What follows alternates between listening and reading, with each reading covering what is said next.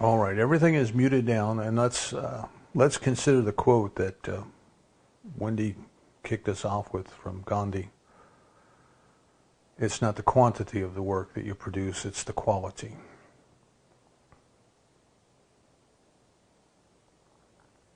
Let's come together then and recognize that there is this thing, the spirit, this being, this power, this love that we call God.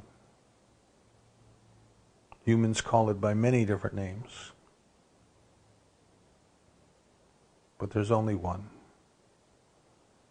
And it is perfect, and it is whole, it is complete, it lacks nothing. It has all the resources it could ever want to do whatever it wants. And whatever it does perfectly. The highest quality, without blemish, without error.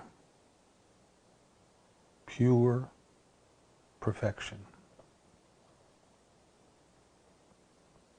This divine love has created each and every one of us out of itself, in its image and in its likeness, which is pure perfection, the highest quality. But in order for us to be individuals, not just little robots, but individuals, it had to leave us alone to make this discovery.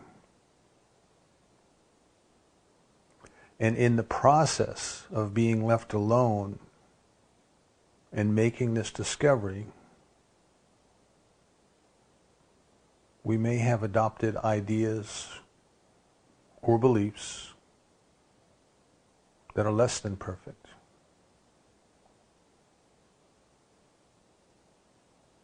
But these ideas are just ideas. They have no power other than our belief to sustain them. Just as the shadow exists only as long as the sunlight is blocked, the appearance of imperfection in our lives can only exist as long as limiting ideas block the perfection that is trying to shine through us. We recognize then that each and every one of us has come here to this place at this time as an instrument of God's love, as an instrument of God's perfection, as an instrument of God's joy. And in order to fully express that love, we must first know ourselves. We must know what we are. We must take a journey in consciousness back beyond the ideas of right doing and wrong doing. We must meet Rumi in that field.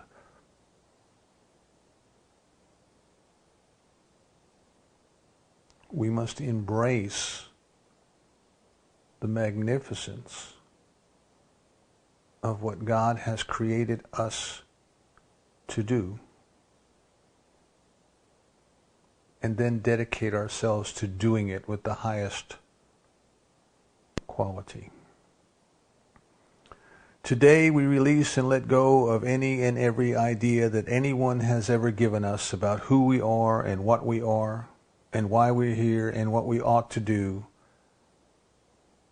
And we commit ourselves to rediscovering those truths for ourselves. It is no longer good enough that someone told us, or we read it in a book, or we heard it on a tape.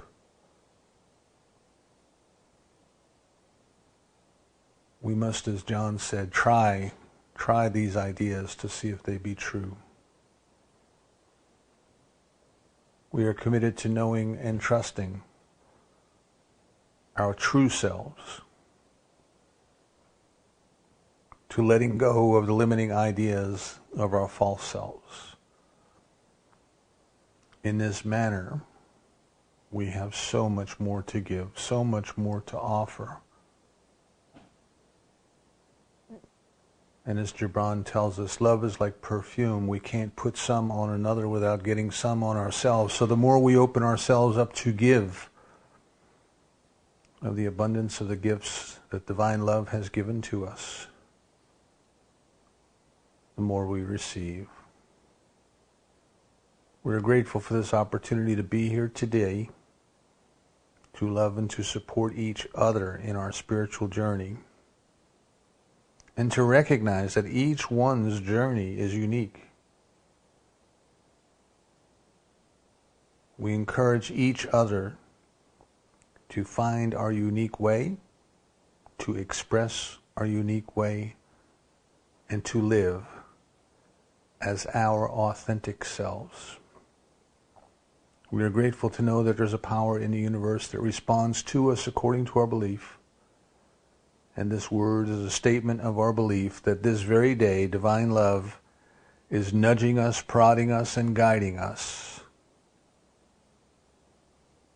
to know and trust ourselves. We release this treatment to that perfect law, knowing so certainly that it is done, that we say together, and so it is.